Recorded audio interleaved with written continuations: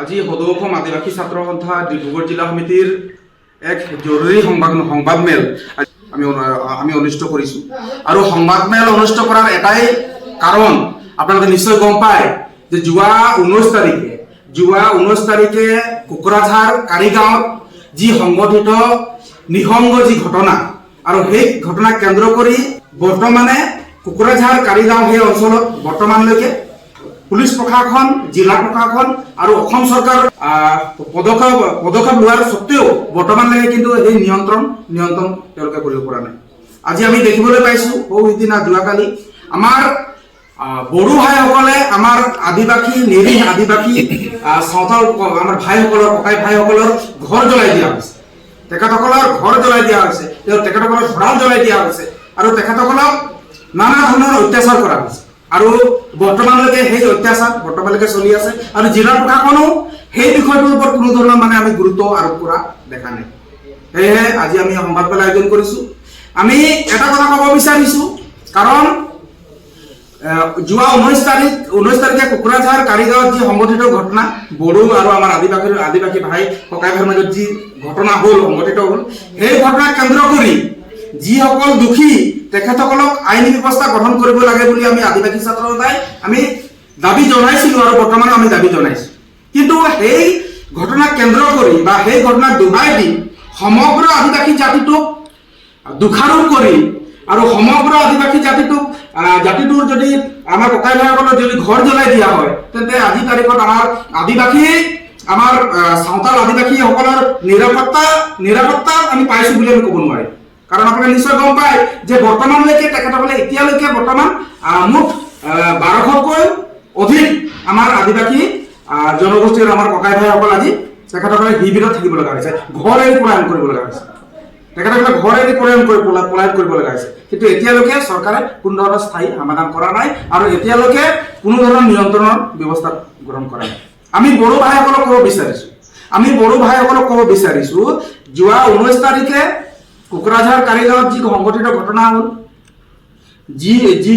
যিকেইজন ব্যক্তিয়ে স্কৰ্পিঅ এই বাহনখন জ্বলাই দিলে, সেই যিকেইজন মূল দোষী চিনাক্ত কৰি আইনে তেওঁলোকৰ ওপৰত বিহিত ব্যৱস্থা গ্ৰহণ কৰক, সেয়া আমি আদিবাসী ছাত্ৰ সন্থাই দাবী জনাইছোঁ।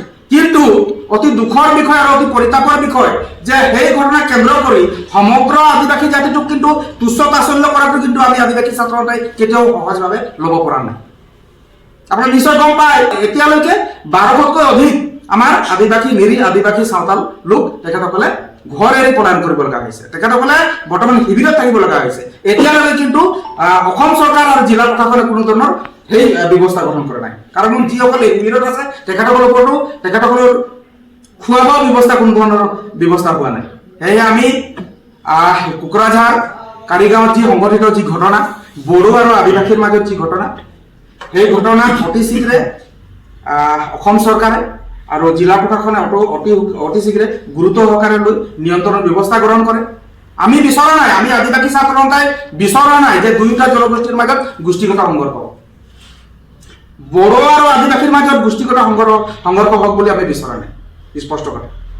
কিন্তু তেখেতসকলে যদি সেই ঘটনাক কেন্দ্ৰ কৰি যদি তেখেতসকলে আমাৰ নিৰ্দোষী আদিবাসীসকলক যদি ঘৰ জ্বলাই দিয়ে, তেখেতসকলৰ ওপৰত আক্ৰমণ কৰা হয়, তেখেতসকলৰ ওপৰত অত্যাচাৰ কৰা হয়, তেন্তে সেই বিষয়টো কিন্তু আমি আদিবাসী ছাত্ৰ সন্থাই কিন্তু সহজভাৱে ল'ব পৰা নাই। ইয়াক কিন্তু স্পষ্ট বিভিন্ন জাতি জনগোষ্ঠীৰ মিলনভূমি এই অসম আৰু এই অসমখনত বিভিন্ন জাতি জনগোষ্ঠীয়ে নিজস্ব স্বাভিমানেৰে নিজৰ যি জীৱন প্ৰণালী আগুৱাই নিছে। সকলোৱে আমি সমিল মিলি আছোঁ আৰু সমিল মিলি আমি আগুৱাই গৈ আছোঁ। আমি কেতিয়াও নিবিচাৰোঁ যে এটা জনগোষ্ঠীৰ আন এটা জনগোষ্ঠীৰ মাজত ভাতৃঘাত সংঘৰ্ষ হওক, গোষ্ঠীগত সংঘৰ্ষ হওক, সেয়া আমি কেতিয়াও নিবিচাৰোঁ। আমি আদিবাসী ছাত্ৰ সন্থাই বা আদিবাসী সমাজে সদায় আমি সমিল মিলে আমি আগুৱাই যাব বিচাৰোঁ। কিন্তু সেই কেন্দ্ৰত কোকৰাঝাৰ কাৰিগাঁৱত সেই ঘটনাক কেন্দ্ৰ কৰি কিন্তু আমাৰ নিৰ্দোষী লোকক যি ধৰণে অত্যাচাৰ কৰা হৈছে, যি ধৰণে তেখেতসকলৰ ঘৰ জ্বলাই দিয়া হৈছে, কিন্তু এই বিষয়টো আমি কিন্তু সহজভাৱে ল'ব পৰা নাই। অতি শীঘ্ৰে আমি অসম চৰকাৰক দাবী জনাব বিচাৰিম সেই ঘটনাৰ লগত জড়িত যিসকল দোষী অতি শীঘ্ৰে কাৰায়ত্ব কৰি কঠোৰ শাস্তি প্ৰদান কৰিব লাগিব অসম চৰকাৰে।